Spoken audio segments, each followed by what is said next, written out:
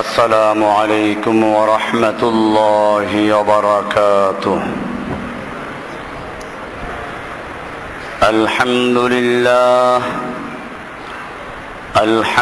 لله نحمده ونستعينه ونستغفره ونؤمن به ونتوكل عليه ونعوذ بالله من شرور أنفسنا ومن سيئات أعمالنا. من يهده الله فلا مضل له ومن يضلله فلا هادي له. وأشهد أن لا إله إلا الله وحده لا شريك له. وأشهد أن محمدا عبده ورسوله صلى الله تعالى عليه وعلى آله وأصحابه أجمعين. أما بعد فأعوذ بالله من الشيطان الرجيم. بسم الله الرحمن الرحيم. يا أيها الذين آمنوا اتقوا الله حق تقاته ولا تموتن إلا وأنتم مسلمون. صدق الله تعالى وصدق رسوله النبي الأمي الكريم.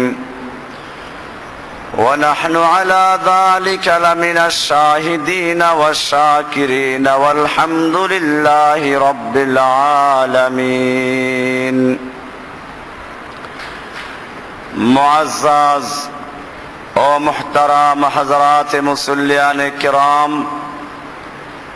বিভিন্ন স্থান থেকে আগত সর্বস্তরের সাথী ভাইয়েরা, আল্লাহ সুবহানাহু ওয়া তাআলার মহান দরবারে লাখো শুকরিয়া জ্ঞাপন করছি, যিনি আমাদেরকে দীর্ঘ 1 মাস পর্যন্ত সিয়াম পালন করার পরে ঈদুল ফিতরের জামাতে হাজির হওয়ার জন্য আসার তৌফিক এনায়েত করেছেন। এজন্য বলি আলহামদুলিল্লাহ। ঈদ শব্দের অর্থ হচ্ছে বারবার ফিরে আসা।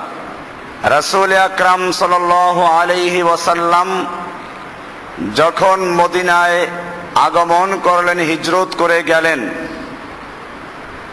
তখন দেখলেন মদিনাবাসী 2 দিন আনন্দ করে, উৎসব করে। আনাস রাদিয়াল্লাহু তাআলা আনহু থেকে বিস্তারিত বর্ণনা হয়েছে।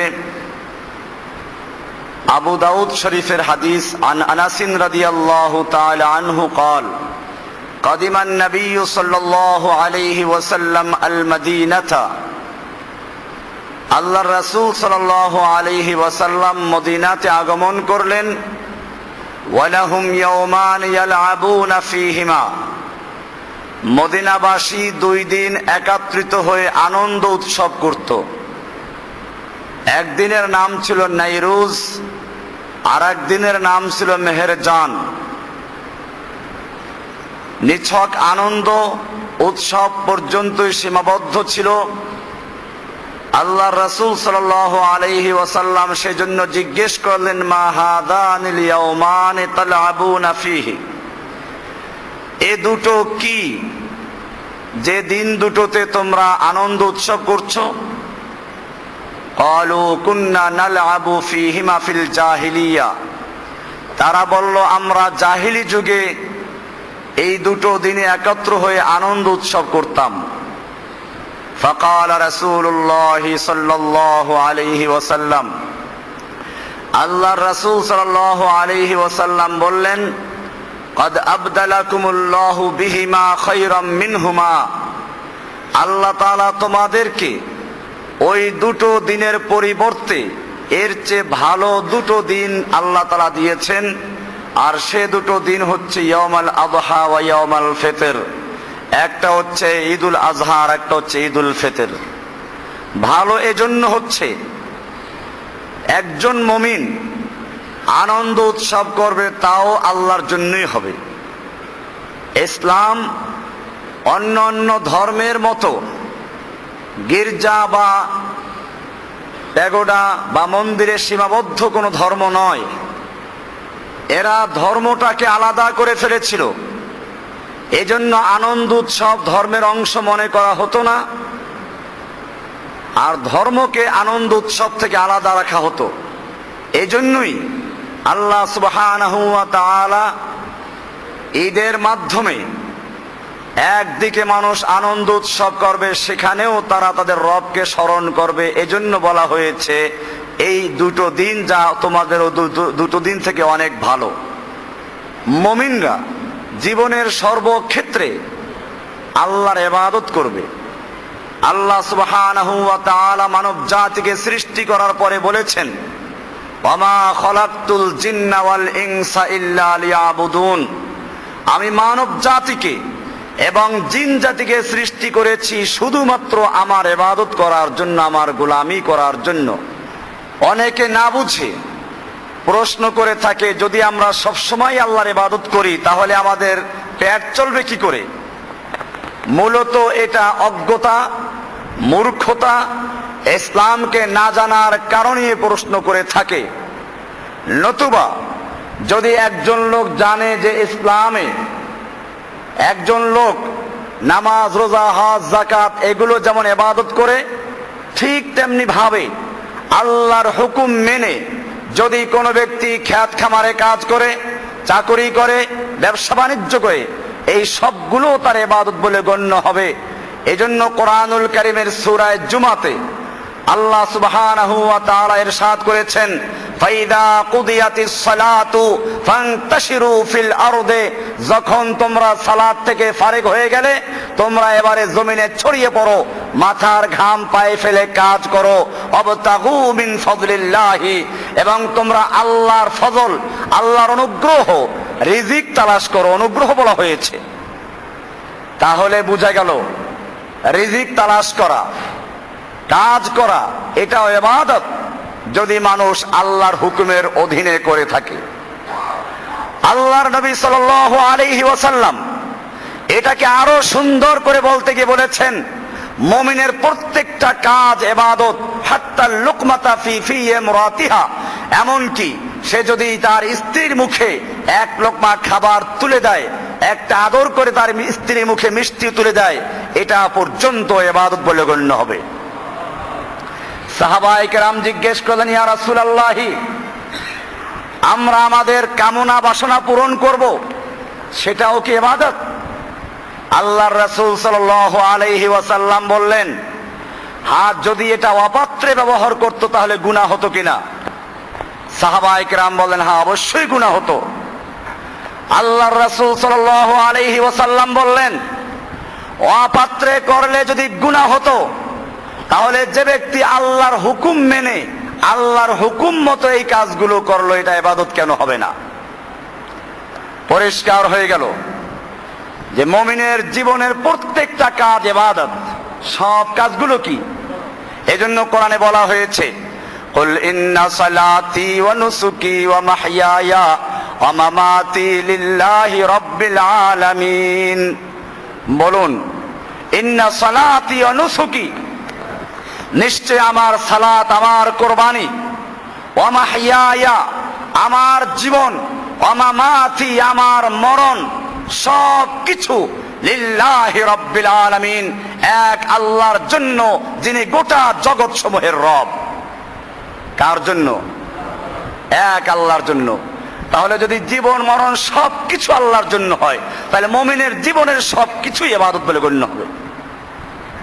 এই জন্য আল্লাহ তাআলা বলেছেন, ওয়ামা খালাকতুল জিন্না ওয়াল ইনসা ইল্লা লিয়াবুদুন, আমি মানব জাতিকে এবং জিন জাতিকে সৃষ্টি করেছি শুধুমাত্র আমার গোলামি করার জন্য। আমরা কার গোলাম? খালি কি মসজিদে না বাইরেও? আমরা নামাজের মধ্যে বলে থাকি, এজন্য কোরআনুল কারীমের একটা সূরা প্রত্যেক নামাজের প্রত্যেক রাকাতে পড়া ফরজ। সেই সূরাটা কি ইয়াসিন সূরা, আর রহমান, সূরা ওয়াকিয়া, কোন সূরা? সূরাতুল ফাতিহা। এটাকে বলা হয় হাদিয়াতুম মিনাল্লাহ, আল্লাহর পক্ষ থেকে গিফট করা হয়েছে এটাকে। তার মানে কি, অন্য অন্য সূরা চেষ্টা করে মুখস্থ করতে হয়, কিন্তু একজন মুসলিম বাচ্চা যদি মুসলিম ঘরে জন্মগ্রহণ করে, যেই ঘরে নামাজ হয়, আল্লাহর হুকুম মতো চলে, ওই ঘরের প্রত্যেকটা বাচ্চা আল্লাহর পক্ষ থেকে এই সূরা মুখস্থ পেয়ে যায়। আপনি বলতে পারবেন না সূরা ফাতিহা কবে মুখস্থ করেছেন, এটা আল্লাহর পক্ষ থেকে এমনি মুখস্থ করে দেওয়া হয়েছে। কারণ কি, এই সূরার মাধ্যমে বান্দা স্বীকৃতি দিচ্ছে যে সে আল্লাহর গোলাম। আমরা যেমন কোন প্রধানমন্ত্রী বা কোনো বড় ব্যক্তি কোথাও গেলে তাকে মানপত্র দেই, মানপত্রের তিনটা অংশ থাকে। প্রথম অংশে যাকে মানপত্র দেওয়া হচ্ছে তার প্রশংসাপত্র থাকে, অমুকের চরিত্র ফুলের মতো পবিত্র, নামাজ পড়েন একক। এরকম ভাবে হাজীগঞ্জের মিনার, সদরঘাটের কামান, আরো কত প্রশংসা। এরপরে পরিচয় থাকে, আপনাকে আমরা ভোট দিয়েছি, আপনার জন্য আমরা এই করেছি সেই করেছি, জেল জুলুম নির্যাতন সহ্য করেছি, এটা পরিচয়। আমাদের সঙ্গে তার সম্পর্কটা কি? এরপরে 3 নম্বরে শুরু হয় আবেদন। আমাদের রাস্তা লাগবে, পোল লাগবে, মাননীয় ব্রিজ, আমার একটা স্পিকার লাগবে, এরকম দাবি করে আর কি। তো যাই হোক, সূরা ফাতিহার মাধ্যমে মানুষ প্রথমে আল্লাহর সামনে দাঁড়িয়ে আল্লাহর প্রশংসা করছে, আলহামদুলিল্লাহি রাব্বিল আলামিন। সমস্ত প্রশংসা ওই রবের, আল্লাহর, যিনি গোটা জগৎ সমূহের রব, যিনি কি। এরপরে আরো প্রশংসা, আর রহমান, আর রহিম, মালিক ইয়াউমিদ্দিন, এগুলো সব প্রশংসা। এবারে আল্লাহর পক্ষ থেকে যেন প্রশ্ন হচ্ছে, তোমার এই প্রশংসা তো শুনলাম, এবারে বলো তোমার সঙ্গে আমার সম্পর্কটা কি।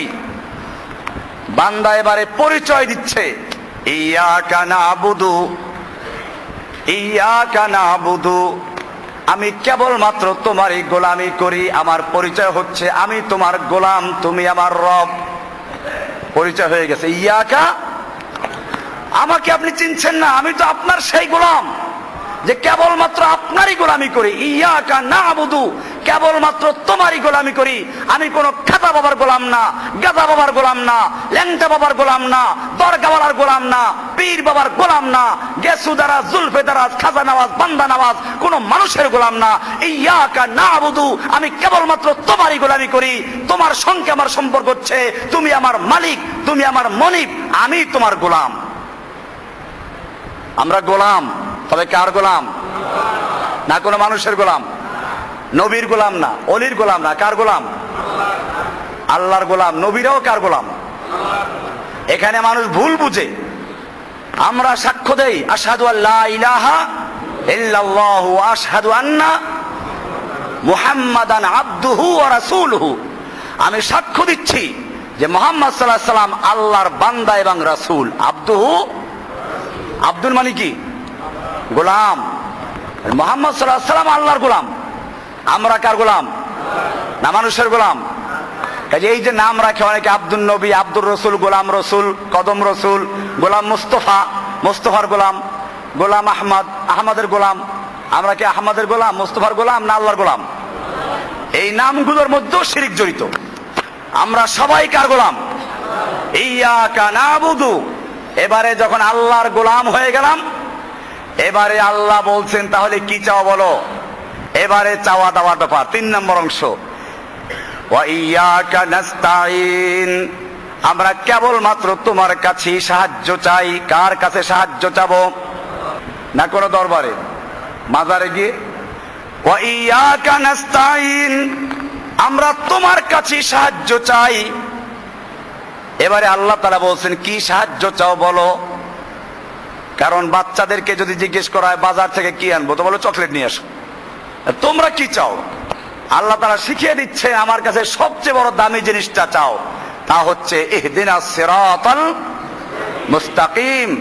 আল্লাহ আমরা তোমার কাছে আবেদন করছি তোমাকে পাওয়ার জন্য, তোমার রাস্তায় চলার জন্য, তোমার নৈকট্য অর্জন করার জন্য সরল এবং সহজ সোজা রাস্তা যেটা, ওটার জন্য আবেদন করছি। সুবহানাল্লাহ।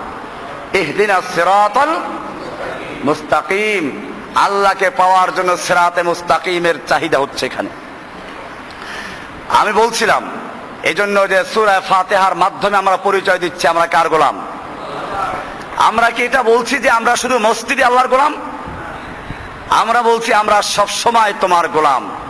মসজিদেও তোমার গোলাম, বাজারেও তোমার গোলাম, আদালতে তোমার গোলাম, ব্যাংকে তোমার গোলাম, সংসদে তোমার গোলাম, বঙ্গভবনে কার গোলাম? সব জায়গায় গোলাম হব কার? এই জন্য ইসলাম এটা কোনো মসজিদ কেন্দ্রিক ধর্ম না। সেজন্য আল্লাহর নবী সাল্লাল্লাহু আলাইহি ওয়াসাল্লাম যখন মদিনায় গেলেন, লোকদেরকে বললেন তোমাদেরকে আল্লাহ তাআলা দুটো দিন দিয়ে তোমাদের ওই দিনগুলোকে পরিবর্তন করে দিয়েছেন। সেই দুটো দিন হচ্ছে ঈদুল ফিতর এবং ঈদুল আযহা। মুসলিম জাতি আনন্দ উৎসব করবে, তাও কার জন্য? এই শিক্ষা দিয়েছে ইসলাম। ইসলাম নিছক কোন ধর্ম না, ইসলাম হচ্ছে একটা পূর্ণাঙ্গ জীবন ব্যবস্থা, জীবন বিধান। দীর্ঘ 1 মাস পর্যন্ত সিয়াম পালন করে মানুষ পরিচয় দিয়েছে আমরা আল্লাহ তোমার জন্য না খেয়ে থাকতে পারি, আমরা তোমার জন্য ইবাদত করি। এমনকি বিকেল বেলা যখন গলা শুকিয়ে যায়, পানির তৃষ্ণায় কলিজা শুকিয়ে যায়, আসরের নামাজ রুজু করতে গিয়ে মুখে পানিও নিয়েছি। দুনিয়ার কোনো শক্তি নেই তাকে জানার, একটু পানি যদি গলার ভিতরে নিয়ে যায় তাহলে গলাটা ভিজে যায়। সেই মুহূর্তেও আল্লাহ তাআলার হুকুম পালন করে, আল্লাহ তাআলা দেখেন এবং জানেন সেই বিশ্বাস করে গলার ভিতর থেকে পানিটাকে বের করে ফেলে দিচ্ছি। পিপাসার জায়গায় পিপাসা রয়ে গেল, কলিজা শুকিয়ে আছে, তবু আল্লাহর হুকুম পালন করতে গিয়ে ওই গলার ভিতর থেকে পানিটা ভিতরে নিয়ে যাওয়া হচ্ছে না। কাকে ভয় করে? এর মাধ্যমে একজন বান্দা আল্লাহর সামনে স্বীকৃতি দিচ্ছে যে আল্লাহ আমি যেরকম ভাবে এই সিয়ামের মাধ্যমে গলার ভিতরে পানি থাকা সত্ত্বেও মুখে না নিয়ে কুলি করে ফেলে দিয়েছি, ঠিক এরকম ভাবে জীবনের সকল ক্ষেত্রে তুমি সব দেখো। আমি ব্যবসা করতে গিয়ে মালে ভেজাল দিলে তুমি দেখবে, 1 নাম্বার মাল বলে 3 নাম্বার মাল বিক্রি করলে তুমি শুনবে, টেবিলের উপর দিয়ে ঘুষ নিলেও তুমি দেখবে, নিচের থেকে নিলেও দেখবে, অফিসের ভিতর থেকে নিলেও দেখবে, কালোবাজারি করে দেখবে, ধোঁকাবাজি করলে দেখবে। এরকম ভাবে জীবনের সকল ক্ষেত্রে ওই আল্লাহর ভয় কলিজার মধ্যে ঢুকাবার জন্যই সিয়ামকে ফরজ করা হয়েছিল। এজন্য আল্লাহ তাআলা হাদিসে কুদসিতে বলেছেন, কুল্লু আমাল ইবনে আদম ইউদাফ লাহু মিন 10 আমসালিহা ইলা 700 যিফিন। বনি আদমের প্রত্যেকটা আমল 10 গুণ থেকে 700 গুণ পর্যন্ত বৃদ্ধি করে দেওয়া হয়। ইল্লা সাওম, কিন্তু শুধুমাত্র রোজার ব্যতিক্রম। ফাইন্নাহু লি ওয়া আনা আজজি বিহি, রোজাটা শুধুমাত্রই আমার জন্য রাখা হয়, আমি নিজে আল্লাহ এর প্রতিদান দিব। আনলিমিটেড, এর কোনো সীমানা নাই। কত সব আল্লাহ তাআলা দিবেন, 700 আর 7,000 গুণ না। আল্লাহ বলছেন আমি নিজ হাতে পুরস্কার দিব। দুনিয়ার প্রধানমন্ত্রী যদি ঘোষণা করে এটার পুরস্কার আমি নিজে দিব, তাহলে কত বড় পুরস্কার হতে পারে। আল্লাহ সুবহানাহু ওয়া তাআলা যিনি বলছেন রোজাটা আমার জন্য রাখা হয়েছে, আমি আল্লাহ নিজের পুরস্কার দিব, সেই পুরস্কার যে কত বড় হবে এটা মুমিনরা সেদিনই টের পাবে, যেদিন আল্লাহ তাআলা দিবেন। এই হাদিসটা বলার উদ্দেশ্য হচ্ছে এই যে আল্লাহ তাআলা এখানে বললেন যে রোজাটা আমার জন্য। আমরা তো সব ইবাদতগুলো আল্লাহর জন্যই করি, এটা আবার কেন আল্লাহ বললেন যে রোজাটা আমার জন্য? এটা এই জন্য যে এই রোজার মাধ্যমে আমরা দেখলাম অন্য ইবাদতের মধ্যে লৌকিকতা থাকতে পারে, মানুষকে দেখানো হতে পারে, কিন্তু রোজা এমন একটা ইবাদত যেটা শুধুমাত্র আল্লাহকে খুশি করার জন্যই রাখা সম্ভব। যদি কেউ আল্লাহকে খুশি করার জন্য না রাখে, তাহলে সে ওই যে বললাম উযু করতে গিয়েও পানি মুখের ভিতরে নিতে পারে, কেউ দেখবে না। ভাইরা আমার, এইভাবে যারা সিয়াম পালন করে, 1 মাস সিয়াম পালন করে ঈদগাহে চলে আসলো, রাস্তার দুপাশে ফেরেশতারা তাদেরকে স্বাগত জানায়, সালাম জানায়। এজন্য আল্লাহর হাবিব সাল্লাল্লাহু আলাইহি ওয়াসাল্লাম বলেছেন, তোমরা ঈদগাহে আসার সময় এক রাস্তা দিয়ে আসো, আর এক রাস্তা দিয়ে যাও। আল্লাহ নবী এটাই করতেন। হাদিস অনেকগুলো আছে। আল্লাহর রাসূল সাল্লাল্লাহু আলাইহি ওয়াসাল্লাম কিভাবে আসতেন, কিভাবে যেতেন, সেটা হাদিসে বলা আছে। ঈদুল ফিতরে কিছু খেয়ে আসতেন। আনাস রাদিয়াল্লাহু তাআলা আনহু, আল্লাহ নবীর খাদেম, তিনি বয়ান করছেন, قال كان النبي صلى الله عليه وسلم اذا كان يوم عيد خالف الطريق رواه البخاري। আল্লাহর নবী সাল্লাল্লাহু আলাইহি ওয়াসাল্লাম ঈদগাহে যখন যেতেন, খালাফাত তরিক, রাস্তা উল্টি আসতেন, একটা দিয়ে যেতেন আর একটা দিয়ে আসতেন, এভাবে আল্লাহ রাসূল আসতেন। এরপরে বলা হচ্ছে, আন আনাস রাদিয়াল্লাহু তাআলা আনহু قال كان رسول الله صلى الله عليه وسلم لا يغدو يوم الفطر حتى ياكل تمرات। আল্লাহর রাসূল সাল্লাল্লাহু আলাইহি ওয়াসাল্লাম ঈদুল ফিতরে আসার সময় কয়েকটা খেজুর খেয়ে আসতেন। ওয়ায়াকুল হুন্না বিতরান, এবং তিনি বেজোর খেতেন। রাহুল বুখারী, এটাও বুখারীর হাদিস। বেজোর খেতেন, 3টা 5টা অথবা 7টা খেজুর খেয়ে এরপরে ঈদগাহে চলে আসতেন ঈদের নামাজের জন্য। বোঝা গেল এই দীর্ঘ 1 মাস পর্যন্ত যেমন দিনের বেলায় না খাওয়া ইবাদত ছিল, ঈদের দিন সকালে খাওয়াটাও সেই ইবাদত। এর মাধ্যমে পরিষ্কার হয়ে গেল, ইবাদত তুমি মন গড়া করলে চলবে না। ঈদের দিনে খাওয়া আল্লাহ হারাম করে দিয়েছেন। আজকে রোজা রাখা হারাম, কোরবানির দিন রোজা রাখা হারাম, কোরবানির পরে 3 দিন রোজা রাখা হারাম। অথচ রমজানে আমরা রোজা রাখলাম ফরজ। যে আল্লাহ সুবহানাহু ওয়া তাআলা রমজানের দিনের বেলায় খাবারকে হারাম করে দিয়েছিলেন, আর আজকে সে আল্লাহ তাআলা দিনের বেলায় না খাওয়াকে হারাম করে দিয়েছেন। ইবাদত করব কার হুকুমে? না কোনো মন গড়া। ভাইরা আমার, এই জন্য মনে রাখতে হবে, ইবাদত কবুল হওয়ার জন্য 2টা শর্ত। একটা হচ্ছে ইবাদতটা হতে হবে সম্পূর্ণ কার জন্য? যেমনটা এতক্ষণ বললাম, যে সেই ইবাদতটা করতে গিয়ে আমাকে মনে রাখতে হবে ইয়াকা নাবুদু, আমি কেবলমাত্র আল্লাহরই গোলামি করছি। এর মাঝখানে কোনো ভায়া থাকবে না, কোনো মাধ্যম থাকবে না। সরাসরি ইবাদত করব কার জন্য? আমরা যখন সেজদা করি সরাসরি কার জন্য করি? এখানে কোনো ভায়া মাধ্যম আছে? আজকে আমাদের এই সমাজে ইসলামের নামে বিভিন্ন খানকা, বিভিন্ন দরগা, যেভাবে বিভিন্ন ধর্মের মধ্যে যাজকরা তাদের ধর্মকে ধ্বংস করেছে, ইসলামের মধ্যেও সেরকম বিভিন্ন দল, মত, ফেরকা, তরিকা তৈরি করেছে। আল্লাহর রাসূল সাল্লাল্লাহু আলাইহি ওয়াসাল্লাম বলেছেন, বনি ইসরাইল 72টা ফেরকায় বিভক্ত হয়েছিল। ওয়াসাতাফতারিকু উম্মতি আলা 73 মিল্লাতান, আমার উম্মত অচিরে 73 ফেরকায় বিভক্ত হবে। কুল্লুহুম ফিন্নার, আল্লাহর রাসূল সাল্লাল্লাহু আলাইহি ওয়াসাল্লাম বলছেন ওরা সব জাহান্নামী, ইল্লা মিল্লাতান ওয়াহিদা, শুধুমাত্র একটা দল হবে জান্নাতি। কিলা মান হিয়া ইয়া রাসূলুল্লাহ, আল্লাহর রাসূল সাল্লাল্লাহু আলাইহি ওয়াসাল্লামকে সাহাবীরা জিজ্ঞেস করলেন, ইয়া রাসূলুল্লাহ, সেই দলটি কারা, কি তাদের পরিচয়? আল্লাহর রাসূল সাল্লাল্লাহু আলাইহি ওয়াসাল্লাম বললেন, ক্বালা মা আনা আলাইহি ওয়া আসহাবি, আমি এবং আমার সাহাবীরা যেই তরিকার উপরে আছি, যেই পথের উপরে আছি, এই তরিকা এবং এই পথে যারা থাকবে তারাই নাজাত পাবে, বাকি সব জাহান্নামী। আমি আপনাদেরকে পরিষ্কার করে বলতে চাই, আল্লাহর নবী যেদিন বললেন আমি এবং আমার সাহাবীরা যেই তরিকার উপর আছি, এই তরিকায় যারা চলবে তারা নাজাত পাবে, সেই দিন কি আর কোন তরিকার জন্ম হয়েছিল? আমরা আজকে বিভিন্ন তরিকার সবক নেই, এদেশের পীর সাহেবেরা সবক দেয়, চিশতিয়ার তরিকা, কাদেরিয়ার তরিকা, নকশবন্দিয়ার তরিকা, অমুক দরগা, অমুক দুর্গা। আমি জিজ্ঞেস করতে চাই, আল্লাহর নবী সাল্লাল্লাহু আলাইহি ওয়াসাল্লাম যেদিন পরিষ্কার করে ঘোষণা করলেন আমি এবং আমার সাহাবীরা যেই তরিকাতে আছি এই তরিকায় যারা থাকবে একমাত্র তারাই নাজাত পাবে, বাকি সব জাহান্নামে যাবে। সেই দিনকে এই তরিকার কোনো জন্ম হয়েছিল? সেই দিন একটা তরিকা ছিল, সেই তরিকাটা রাসূলের তরিকা। কার তরিকা? সেই দিন মুসলিমদের একটা পরিচয় ছিল, তার নাম ছিল ইসলাম। তার নাম ছিল কি? সব ছিল মুসলিম, আর কোনো পরিচয় ছিল না।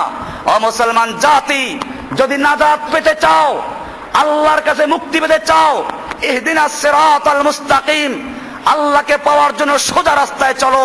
সোজা রাস্তা একটাই থাকে, আর বাঁকা রাস্তা হাজার থাকে।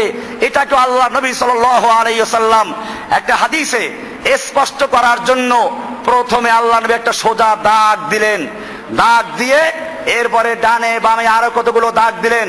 হাদিসটা মিশকাত শরীফের 30 নম্বর পৃষ্ঠার 4 নম্বর লাইন, আব্দুল্লাহ বিন মাসউদ রাদিয়াল্লাহু তাআলা আনহু থেকে বর্ণিত। তিনি বলছেন, ক্বালা খাত্তা লানা রাসূলুল্লাহ সাল্লাল্লাহু আলাইহি ওয়াসাল্লাম খাত্তান, আল্লাহর নবী সাল্লাল্লাহু আলাইহি ওয়াসাল্লাম একটা সোজা দাগ দিলেন। সুম্মা ক্বালা হাদা সাবিলুল্লাহ, এরপরে ওই দাগে হাত রেখে বললেন, এটা হচ্ছে আল্লাহর রাস্তা। এটা কার রাস্তা? এরপরে সুম্মা খাত্তা খুতুতান আন ইয়ামিনিহি ওয়া আন শিমালিহি, এরপরে ডান দিকে কতগুলো দাগ দিলেন আর বাম দিকে কতগুলো দাগ দিলেন। তারপরে ওই দাগগুলো সম্পর্কে বললেন, ওয়া ক্বালা হাযিহি সুবুলুন, এ হচ্ছে অনেকগুলো রাস্তা। আলা কুল্লি সাবিলিন মিনহা শাইতান, যেই রাস্তাগুলোর প্রত্যেকটা রাস্তার মুখে মুখে এক একটা শয়তান বসে আছে। কি বসে আছে? ভাইরা আমার, এই কথাটা আমার হলে আমাকে আপনারা ধরবেন। আর যদি এই কথার কারণে কারো ভিতরে অনুভূতিতে আঘাত এসে থাকে, তাহলে সেই আঘাতটা খতিব হাতেমবাগের উপরে নয়, এই আঘাতটা যাবে রাসূল আরবি মুহাম্মদ সাল্লাল্লাহু আলাইহি ওয়াসাল্লামের বিরুদ্ধে। আল্লাহর নবী সাল্লাল্লাহু আলাইহি ওয়াসাল্লাম বলছেন, আমার সামনে হাদিস খোলা আছে, মিশকাত শরীফের 30 নম্বর পৃষ্ঠার 4 নম্বর লাইনে হাদিসটা উল্লেখ করেছেন। আল্লাহর রাসূল বলছেন, এই যে ডানে বামে রাস্তা দেখতে পাচ্ছ, এগুলো সবগুলো শয়তানের রাস্তা। কার রাস্তা? আল্লাহর হাবিব বলছেন, আলা কুল্লি সাবিলিন মিনহা শাইতান, এর প্রত্যেকটা রাস্তায় এক একটা শয়তান বসে আছে। ইয়াদউ ইলাইহি, যখনই কোন মানুষ সিরাতে মুস্তাকিমে চলতে চায়, সোজা রাস্তায় চলতে চায়, তখন ওই শয়তানগুলো বলে, এই তরিকায় ঢুকো, এই তরিকায় ঢুকো, এই দরবারে যাও, ওই দরবারে যাও, এই পীরের সবক আদায় করো। ও মুসলমান জাতি, আল্লাহর নবী পরিষ্কার করে ঘোষণা করে দিয়ে তারপরে কোরআনের আয়াত তেলাওয়াত করেছেন, ওয়া আন্না হাদা সিরাতি মুস্তাকিমান ফাত্তাবিউহু। কোরআনের আয়াত আল্লাহ রাসূল তেলাওয়াত করলেন যে আমার আল্লাহ বলছেন, আমার রাস্তা এটা একটা রাস্তা মুস্তাকিমান, যা সরল এবং সোজা। ফাত্তাবিউহু, তোমরা সেই রাস্তা অনুসরণ করো। ওয়ালা তাত্তাবিউস সুবুলা, খবরদার তোমরা মানুষের তৈরি করা রাস্তা তরিকা এইগুলোতে চলবে না। ফাতাফাররাকা বিকুম আন সাবিলি, তাহলে তোমাদেরকে ওই লোকগুলো আল্লাহর রাস্তা থেকে সরিয়ে ফেলবে। ভাইরা আমার, আজকে ইসলামের মধ্যে নানান তরিকা মুসলিম জাতিকে বিভক্ত করে ফেলেছে। আমি বলি, আজকে মুসলিম জাতি চতুর্দিকে মার খাচ্ছে, এর কারণ কি? ইহুদি খ্রিস্টানেরা মুসলমানদেরকে প্রথমে ভাগ করেছে। ওই যে এক রাখাল 3 মালিকের ছাগল পালতো, তো ছাগল দেখতে একরকম, পেস্ট লাগে কেবল, আর মালিকদের মার খায়। রাখাল চিন্তা করলো, এবারে আর মার খাবো না, ছাগলের এবারে চিহ্ন লাগাবো। এক মালিকের ছাগলের কান ফুটা করলো, এটা অমুক মালিকের ছাগল, তুরাবালির ছাগল। আর এক মালিকের ছাগলের নাক ফুটা করলো, এটা গুরাবালির ছাগল। আর এক মালিকের ছাগলের মাথায় কালার লাগাইলো, এটা অমুক পীর সাহেবের ছাগল। এবারে আর মার খায় না, প্রত্যেক লোকের ছাগল আলাদা হয়ে গেছে। ঠিক তেমনি ভাবে ইহুদি খ্রিস্টানেরা মুসলিম জাতিকে যখন দেখলো বিশাল এক শক্তি, মুসলিম জাতি ঐক্যবদ্ধভাবে লড়াই করে, যুদ্ধ করে। মুসলিম জাতির নবী যুদ্ধ করেছেন, কোরআনে যুদ্ধের কথা আছে, হাদিসে যুদ্ধের কথা আছে, কোরআনে মুজাহিদদের তরবারি উল্লেখ আছে, আল্লাহ নবীর তরবারি উল্লেখ আছে, ঘোড়ার কথা উল্লেখ আছে। কোরআনে নবীরা জিহাদ করেছেন, সাহাবীরা জিহাদ করেছেন, এরকম ফেরেশতারা জিহাদ করেছেন। এই জিহাদ থেকে ভুলিয়ে দিয়ে মুসলিম জাতিকে দলে দলে বিচ্ছিন্ন করে এক একটা তরিকা তৈরি করা দরকার। এভাবে মুসলমানদেরকে বিভিন্ন তরিকা বিভিন্ন দলে বিভক্ত করে দিয়ে ক্ষান্ত হয় নাই, বরং মুসলমানদের টুপি ভাগ করে দিয়েছে। কেউ পাঁচকল্লি টুপি, কেউ উঁচা টুপি, কেউ গোল টুপি, কেউ লম্বা টুপি, এইভাবে তরিকা ভাগ করেছে, টুপি ভাগ করেছে, এমনকি পাগড়ির কালার পর্যন্ত ভাগ করে দিয়েছে। এক এক পীরের এক একটা ছাগলের দল তৈরি করে দিয়েছে। ভাইরা আমার, আল্লাহ তাআলা যে ইসলাম দিয়েছিলেন সেই ইসলামের তরিকা ছিল একটাই, তার নাম ইসলাম। রাসূলের তরিকা, ওই তরিকাকে বিচ্ছিন্ন করা হয়েছে। আল্লাহর নবী যেটা ভবিষ্যৎবাণী করেছিলেন, বিদায় হজের ভাষণটা পড়ুন। আল্লাহর নবী বলেছেন, আমার সামনে হাদিস আছে, মিশকাতের 30 নম্বর পাতায় মাঝামাঝি পৃষ্ঠা আছে। আল্লাহ নবী সাল্লাল্লাহু আলাইহি ওয়াসাল্লাম বলছেন, আব্দুল্লাহ ইবনে আমর قال قال رسول الله صلى الله عليه وسلم لا ياتين على امتي كما اتى على بني اسرائيل حذو النعل بالنعل। বনি ইসরাইল যে কাজ করেছিল আমার উম্মত হুবহু সেই কাজগুলো করবে। এমনকি তাদের মধ্যে কোন ব্যক্তি যদি তার মায়ের সঙ্গে প্রকাশ্যে জিনা ব্যভিচার করে থাকে, এই উম্মতের মধ্যে সে লোকগুলো তৈরি হয়ে যাবে। এখন হচ্ছে ওটা। এরপরে আল্লাহর রাসূল সাল্লাল্লাহু আলাইহি ওয়াসাল্লাম বলেছেন, জেনে রাখো শুধু বনি ইসরাইলদের মতোই না, বরং তার চেয়ে বেশি হবে। ওয়াইন্না বনি ইসরাইল তাফাররাকাত আলা সিনতাইন ওয়া সাবিনা মিল্লাতান। জেনে রাখো বনি ইসরাইল 72 ফিরকায় বিভক্ত হয়েছিল। ওয়া তাফতারিকু উম্মতি আলা 73 মিল্লাতান। আর অচিরেই আমার উম্মত 73 ফিরকায় বিভক্ত হবে। কত ফিরকা? আল্লাহর রাসূল সাল্লাল্লাহু আলাইহি ওয়াসাল্লাম এরপরে বলেছেন, কুল্লুহুম ফিন্নার। এই 72 ফিরকা 73 ফিরকার সব জাহান্নামী হবে, ইল্লা মিল্লাতান ওয়াহিদা। শুধু একটা মাত্র দল নাজাত পাবে, মুক্তি পাবে। কয়টা দল নাজাত পাবে? এবারে সাহাবায়ে কেরাম প্রশ্ন করতে ভুল করেন নাই। সাহাবায়ে কেরাম প্রশ্ন করলেন, ক্বালু মান হিয়া ইয়া রাসূলুল্লাহ। হে আল্লাহর নবী, সেই দলটি কি, তাদের পরিচয় কি, কারা নাজাত পাবে? সেইটা কি চিশতিয়া, সেটা কি তরিকা কাদেরিয়া, না নকশবন্দিয়া, না মুজাদ্দিদিয়া, না সাবেরিয়া, না শিয়া, না রাফেজি, না জাহমিয়া, না খারেজি? কোন দল নাজাত পাবে? আল্লাহর রাসূল সাল্লাল্লাহু আলাইহি ওয়াসাল্লাম বলেছেন, না, এই সমস্ত কোন ফেরকা না। ইলা, আল্লাহ রাসূল বলছেন, ক্বালা মা আনা আলাইহি ওয়া আসহাবি। আমি এবং আমার সাহাবীরা যেই মতের উপর আছি, যেই পথের উপর আছি, যেই তরিকার উপর আছি, এই পথে, এই মতে, এই তরিকায় যারা থাকবে একমাত্র তারাই নাজাত পাবে, সারা সব জাহান্নামী। এবারে সাহাবায়ে কেরাম প্রশ্ন করলেন, ইয়া রাসূলুল্লাহ, 1400 বছর পরে আপনার যে উম্মতরা হাতেমবাগের মসজিদে থাকবে, ওরা আপনাকেও পাবে না, আপনার সাহাবীদের কেউ পাবে না। আপনি তো বলেছেন আমি এবং আমার সাহাবীরা যেই পথে আর যেই মতে আছি, এই পথে আর মতে যারা চলবে তারাই নাজাত পাবে, বাকি সব জাহান্নামী। তাহলে ওই যে 1400 বছর পরের হাতেমবাগ মসজিদের মুসল্লিরা কি করে আপনার রাস্তা চিনবে, আপনার সাহাবীদেরকে জানবে?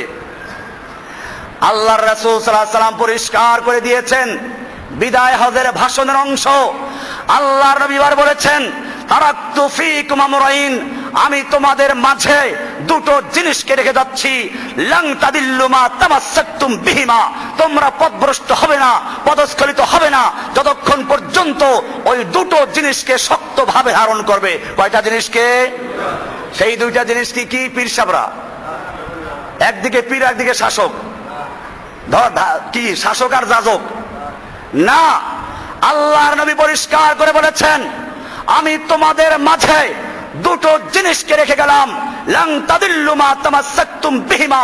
তোমরা পথভ্রষ্ট হবে না, পদস্খলিত হবে না, আল্লাহর রাস্তা থেকে বিচ্যুত হবে না, যতক্ষণ পর্যন্ত সেই দুটো জিনিসকে শক্তভাবে ধরবে। সেই দুটো জিনিস হচ্ছে কিতাব আল্লাহি ওয়া সুন্নাত রাসূলিহি। একটা হচ্ছে আল্লাহর কিতাব কোরআনুল কারীম, আর একটা হচ্ছে আল্লাহর নবীর সহিহ হাদিস। যতক্ষণ পর্যন্ত এই দুটো জিনিসকে মুসলমান ধরে রাখবে, ততক্ষণ পর্যন্ত সেই জাতি পথভ্রষ্ট হবে না, পদস্খলিত হবে না। কিন্তু আজকে পরিতাপের বিষয় হচ্ছে, যখনই আমরা কোরআন হাদিসের কথা বলি, তখন লোকেরা বলে পীর সাহেবরা কি কম বুঝছে, এত আলেমরা কম বুঝেছে। কোরআনের আয়াত দেখালো তারা মানতে চায় না, হাদিস খুলে দেখালো মানতে চায় না। আল্লাহর নবী বলেছেন কোরআন হাদিস ধরো, এরা বলল পীর ধরেছি, কোরআন হাদিস ছাড়ছি। ও আমার জাতি, আল্লাহর নবী পরিষ্কার করে দিয়েছেন, যারা কোরআন হাদিসের পরেও পীরদের তরিকা শক্তভাবে ধরে আছো, পীর বলল ইবাদত করতে গেলে পীরের কলব দিকে মোতাওয়াজ্জু করতে হবে। নামাজ পড়লো কাবার দিকে ফিরে, নামাজের পরে পীরের বাড়ির দিকে ফিরে দোয়া করে, পীরের পায়ের বৃদ্ধাঙ্গুল চুষে, পীরের ফয়েজ নাকি বৃদ্ধাঙ্গুল দিয়ে পেটের ভিতরে ঢুকে যায়। এমনকি পীর সাহেবকে তার জন্মদিনে গোসল করায়, নওরোজ অনুষ্ঠান করে তার গোসল করা পানি মুড়িতে ভাগ করে খায়। মুসলমান এত ইতর হয়ে গেছে।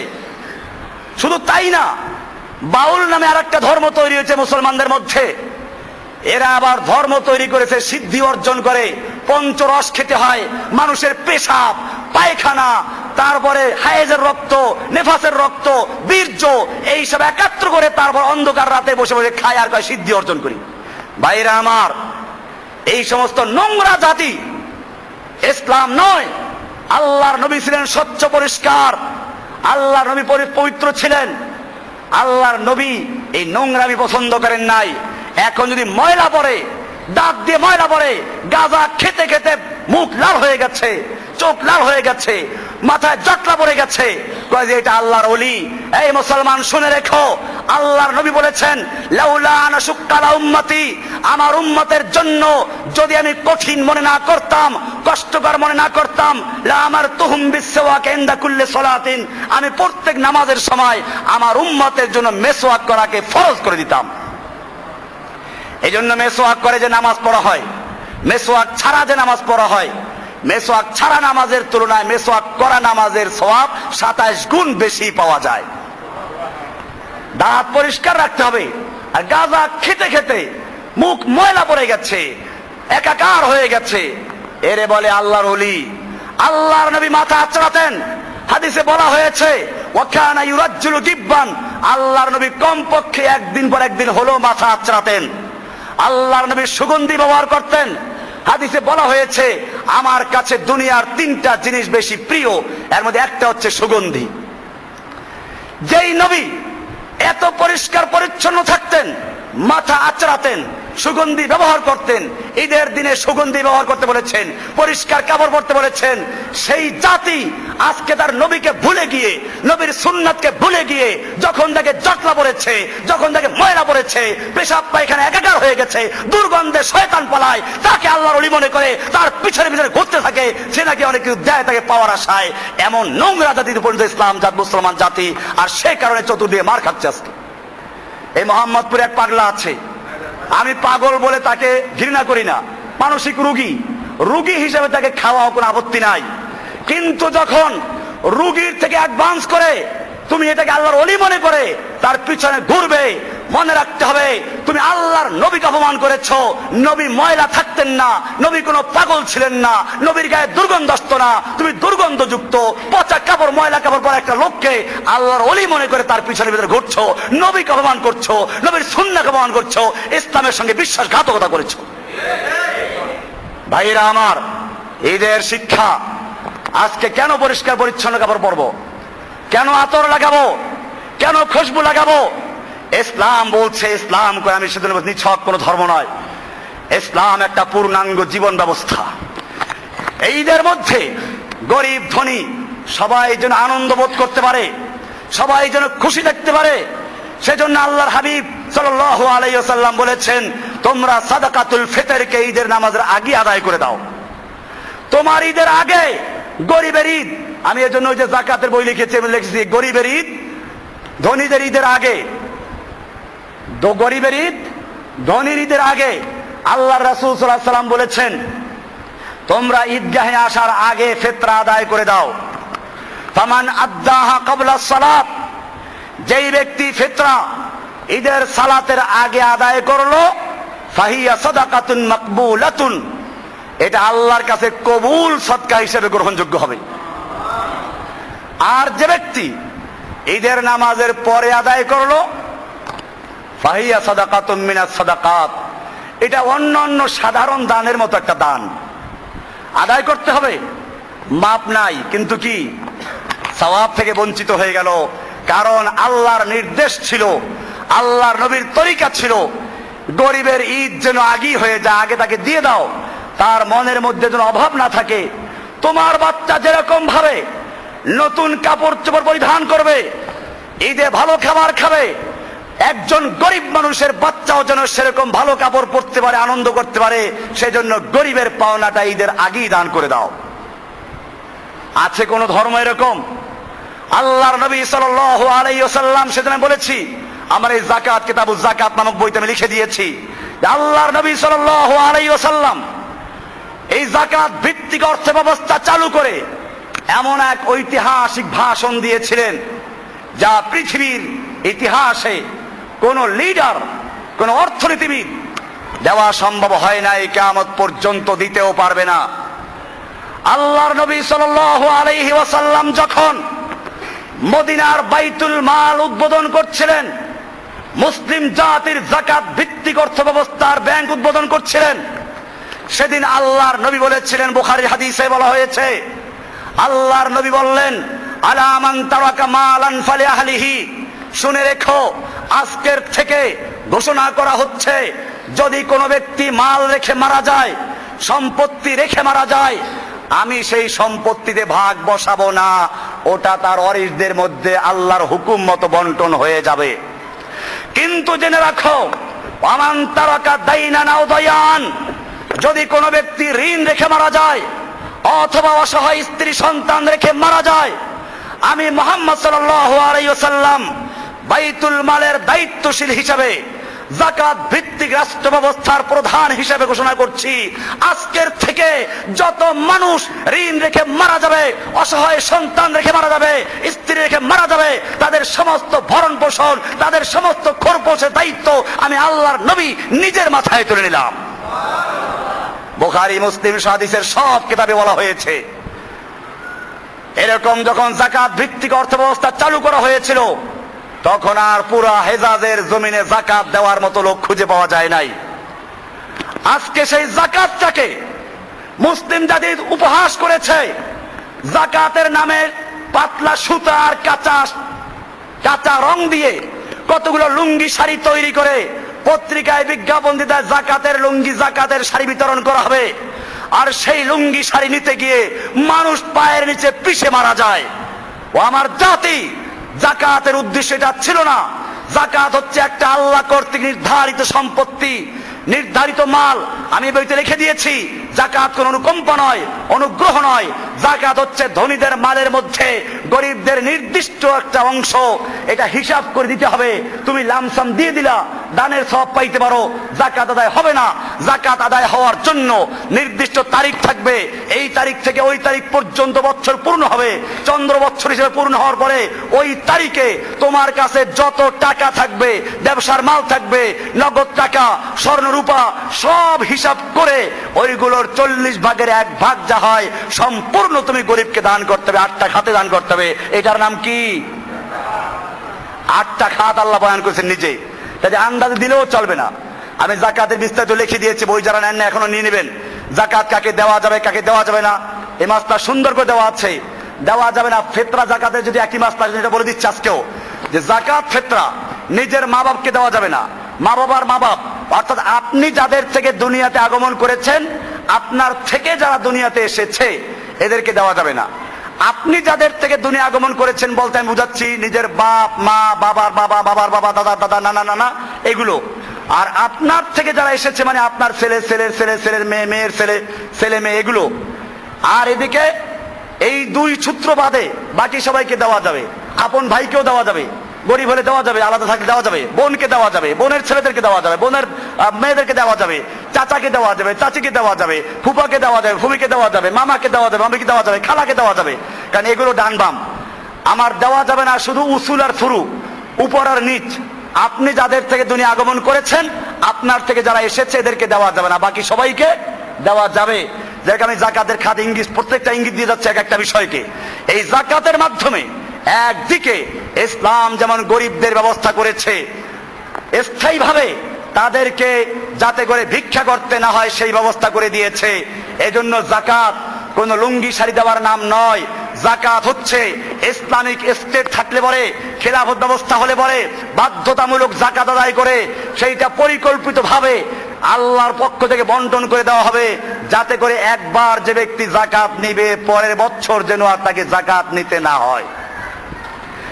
আজকে কি করা হয়? প্রতি বছর একই ভিক্ষুক, অনেক সময় ভিক্ষুকরা মালিকদেরকে স্মরণ করাইয়ে দেয়, ওই যে আপনি দিয়েছিলেন এবার দিবেন না, তার মানে সেজন্য সারা বছর ওত পেতে থাকে ওই জাকাতের টাকা খাওয়ার জন্য। জাকাতের অর্থ উদ্দেশ্যকে তুমি ধ্বংস করে দিয়েছ। আজকে মুসলমান জাতি এই জাকাত ভিত্তিক অর্থ ব্যবস্থা চালু না করে গোটা জাতিকে বিধর্মীদের কাছে ভিক্ষুক বানিয়েছে। আল্লাহর নবী পরিষ্কার বলেছেন, আমি এই কিতাবের ভূমিকায় লিখে দিয়েছি, আল্লাহর হাবিব বলেছেন, আল ইয়াদুল উলিয়া খায়রুম মিনাল ইয়াদিস সুফলা, উপরের হাত নিচের হাতের চেয়ে ভালো। কি বুঝালেন আল্লাহর নবী? দাতার হাত গ্রহিতার হাতের চেয়ে ভালো। এইটাকে সীমাবদ্ধ করে আমাদের হুজুররা কোন পর্যন্ত? ওই ভিক্ষুককে দেওয়া পর্যন্ত। ভিক্ষুক ভিক্ষা যে দেয় সে ভালো, যে নেয় তার চেয়ে। এটা কি এই পর্যন্ত সীমাবদ্ধ? না, আল্লাহর নবী এটার মাধ্যমে একটা জাতীয় চেতনা তৈরি করে দিয়েছেন। দাতার হাত গ্রহিতার হাতের চেয়ে উত্তম, উপরের হাত নিচের হাতের চেয়ে ভালো।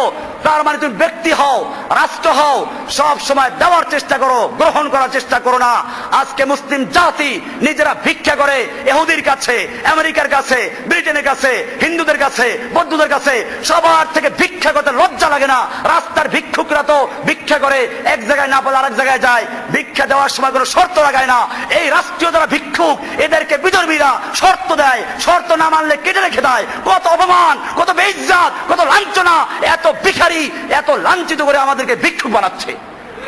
চিন্তা করেছে মুসলমান? আজকে বিশ্ব ব্যাংক তোমাকে ঋণ দেয়, শর্ত দিয়ে দেয়। আপনারা যে ভিক্ষা দিচ্ছেন শর্ত দিয়ে দেন, এই ভিক্ষুক তোকে ভিক্ষা দিলাম, শর্ত হলে এইটা করবি। আপনি শর্ত দিচ্ছেন? আপনি তো ভিক্ষা দেওয়ার সময় শর্ত দেন না, কিন্তু আপনার পক্ষ থেকে যারা ভিক্ষা করছে তাদেরকে শর্ত দিয়ে তারপর ভিক্ষা দিচ্ছে। গোটা জাতিকে ভিক্ষুক বানানো হচ্ছে। হাদিসটা সীমাবদ্ধ না শুধু অল্প জায়গার মধ্যে। আমি লিখে দিয়েছি, এই হাদিসটাকে ব্যাপকভাবে চিন্তা করা প্রয়োজন। মুসলিম জাতি যদি আল্লাহর দেওয়া হুকুম অনুযায়ী, আল্লাহর নবীর তরিকা অনুযায়ী যাকাত ভিত্তিক অর্থ ব্যবস্থা চালু করত, আজকে ঢাকায় কত কোটিপতি আছে? 1 কোটি টাকায় 2.5 লাখ টাকা যাকাত, 1 লাখ টাকায় 2.5 টাকা যাকাত, শতকরা 2.5% যাকাত দিতে হবে। এইরকম যদি সবাই ঠিক মতো যাকাত আদায় করত এবং সেই যাকাত সুপরিকল্পিত ভাবে ব্যবস্থা বন্টন করা হতো, তাহলে এই দেশে আর গরিব থাকতে পারে? এই জাতিকে ভিক্ষা করতে হবে? আজকে আল্লাহর নবীর তরিকা বাদ দিয়ে তারপরে বিধর্মীদের কাছে ভিক্ষুক হচ্ছে গোটা জাতি। আমার ভাইয়েরা, এরপরে যাকাতের মাধ্যমে স্থায়ী ব্যবস্থা করা হলো। এরপরেও যাতে গরিবরা ঈদ করতে পারে সেজন্য ঈদুল ফিতরের ব্যবস্থা করা হয়েছে। ঈদুল ফিতরের সময় ফিতরা দিতে বাধ্য করা হয়েছে। আল্লাহর রাসূল সাল্লাল্লাহু আলাইহি ওয়াসাল্লাম এটাকে আমাদের জন্য ওয়াজিব করে দিয়েছেন, ফরজ করে দিয়েছেন এবং বলে দিয়েছেন এটা নামাজের আগে আদায় করে দাও, গরিবদের ঈদ যেন কোনো সময় ব্যাহত না হয়। আপনি ঈদের পরে দিলেন, ওই গরিবের বাচ্চা ঈদের জামা কিনতে পারবে না, এজন্য আল্লাহ তাআলা ব্যবস্থা করে দিলেন আগে আদায় করো, এরপরে যেন নতুন জামা কাপড় পরে আমির ধনী গরিব সব ঈদগাহে জড়ো হবে। এজন্য ঈদের দিনে কোনো পার্থক্য নাই, লা ফারকা বাইনাল আসওয়াদ ওয়াল আহমারে, সাদা কালো, ধনী গরিব কারো মধ্যে কোনো ভেদাভেদ নেই। সব ঈদগাহে চলে আসবে, সবার সঙ্গে সবার দেখা হবে, সবার দরজা খোলা থাকবে, সবাইকে মেহমানদারি করবে। কোনো মুসলিমের সঙ্গে কোনো মুসলিমের শত্রু থাকবে না, আজকে সব ভাই ভাই হয়ে যাবে। এটা হচ্ছে ঈদের আরেকটা বড় শিক্ষা। ভাইরা আমার, কি সুন্দর এই ইসলাম! প্রথমে মুসলিম জাতিকে বলা হয়েছে আকিমুস সালাত ওয়া আতুজ যাকাত। আমরা কথায় কথায় বলি নামাজ রোজা, না, কোরআনে নামাজ আর রোজা বলা হয় নাই। কোরআনের 82 জায়গা আমি লিখে দিয়েছি, 82 জায়গায় আল্লাহ তাআলা বলে দিয়েছেন আকিমুস সালাত ওয়া আতুজ যাকাত, সালাত কায়েম করো, যাকাত আদায় করো, সালাত কায়েম করো, যাকাত আদায় করো। সালাতের সঙ্গে কি মিলানো হয়েছে? না নামাজ রোজা, না নামাজ যাকাত। কারণ কি? কারণ হচ্ছে এই, যখন ঘুমের থেকে সকালবেলা ফজর পড়তে আসলো, একটা লোক রাতের বেলায় না খেয়েছিল, তুমি পাশে অনুভব করতে পেরেছো, যাকাত দিয়ে তাকে সাহায্য করো। এইভাবে দৈনিক 5 বার তোমরা এলাকার লোকের একাত্র হও জামে মসজিদে। এরপরে আরেকটু বড় পরিসরে শুক্রবার ঈদের দিন, সপ্তাহের ঈদ, সেই দিন আরো বড় পরিসরে একাত্র হও। সবাই এলাকার কি কি দুঃখ কষ্ট আছে তা লাঘব করার চেষ্টা করবে। এরপরে বছরে 2 দিন একত্র হয়ে ঈদের মাধ্যমে আরো বড় পরিসরে আবার মুসলিম জাতি একত্র হবে, তাদের দুঃখ কষ্ট একজন আরেকজনের ভাগিদার হবে, পরস্পরের সাহায্য করবে, সেজন্য এই ঈদের ব্যবস্থা করা হয়েছে। এরপরে গোটা মুসলিম জাতি আবার একাত্র হয়ে সেই আরাফাতের ময়দানে সাদা কালো ধনী গরিব আমির ফকির সব আরব আজম একাত্র হয়ে সব আরাফাতের ময়দানে একত্র হও, মুজদালিফা একত্র হও, মিনা একত্র হও, হওয়ার পরে নিজেদের আন্তর্জাতিক সমস্যাগুলো চিহ্নিত করো, পরস্পরকে সাহায্য করো। কোন মুসলিম পৃথিবীর কোন প্রান্তে না খেয়ে আছে? আজকে পৃথিবীর মানুষ লক্ষ্য করছে সোমালিয়ার মানুষেরা না খেয়ে মরে যাচ্ছে, হাড্ডি শুকিয়ে যাচ্ছে, আর একদিকে কুকুরকে খাওয়াচ্ছে, নিজের খাবার তৈরিকে ফেলে দিচ্ছে, বিয়ার খাবার তৈরিকে পচাচ্ছে, আর ওইদিকে একদল বনি আদম না খেয়ে মরে যাচ্ছে। ও আমার জাতি, কিয়ামতের মাঠে আল্লাহ যখন জিজ্ঞেস করবেন, হে বনি আদম, আমি ক্ষুধার্ত ছিলাম, তোমরা আমাকে খাওয়াও নাই, আমি অসুস্থ ছিলাম, তোমরা আমাকে সেবা করো নাই, বনি আদম বলবে, আল্লাহ তুমি তো রব্বুল আলামিন, আহকামুল হাকিমিন, তুমি আবার অসুস্থ কবে হলে? আল্লাহ বলবেন, ওই যে বসনিয়ার লোকেরা, ওই যে সোমালিয়ার মানুষেরা না খেয়েছিল, ক্ষুধার্ত ছিল, ওইখানে যদি সাহায্য করতে তাহলে আমাকে সাহায্য করা হতো। আজকে পৃথিবীতে এরকম কোন ব্যবস্থা না থাকে, অসহায় কেউ না থাকে, সেই জন্য ছিল মুসলিম জাতির আন্তর্জাতিক মহাসম্মেলন আরাফাতের ময়দান। কিন্তু মুসলিম জাতি হজ করাকে একটা অনুষ্ঠান পর্যন্ত সীমাবদ্ধ করে দিয়ে, ঈদের নামাজকে একটা অনুষ্ঠান পর্যন্ত সীমাবদ্ধ করে দিয়ে আজকে মুসলিম জাতি তাদের ইসলামটাকেও ইহুদি খ্রিস্টানদের মতো একটা আনুষ্ঠানিক ধর্মে পরিণত করে ফেলেছে। আজকে সেজন্য আমি বলেছি, আমার আজকে আলোচ্য বিষয় ছিল ইসলাম কোন নিছক ধর্ম নয়, ইসলাম একটা পূর্ণাঙ্গ জীবন ব্যবস্থা। এখানে অর্থনীতির ব্যাপার আছে, সমাজনীতির ব্যাপার আছে, সব ব্যাপারগুলো একসাথ করে যে দিন, তার নাম হচ্ছে ইসলাম, আর তার বাস্তবায়ন ঘটেছে আজকে ঈদের জামাতের মাধ্যমে। ভাইরা আমার, সেজন্য আমরা আল্লাহর কাছে শুকরিয়া আদায় করব যে আল্লাহ সুবহানাহু ওয়া তাআলার জন্য আমাদেরকে সত্যিকার অর্থে ঈদের এই তাৎপর্য শিক্ষা উপলব্ধি করে গোটা মুসলিম জাতির মধ্যে ভ্রাতৃত্ব বন্ধনের আবার আল্লাহ তাআলা শিক্ষা দান করেন, মুসলিম জাতি ঐক্যবদ্ধ হয়ে তাদের সবকিছু নিয়ন্ত্রণ করতে পারে এবং যেন বাতিলের মোকাবেলা করতে পারে। আল্লাহ সুবহানাহু ওয়া তাআলা আমাদের সকলকে বিষয়গুলো বুঝার এবং আমল করার তৌফিক দান করুন, আমিন।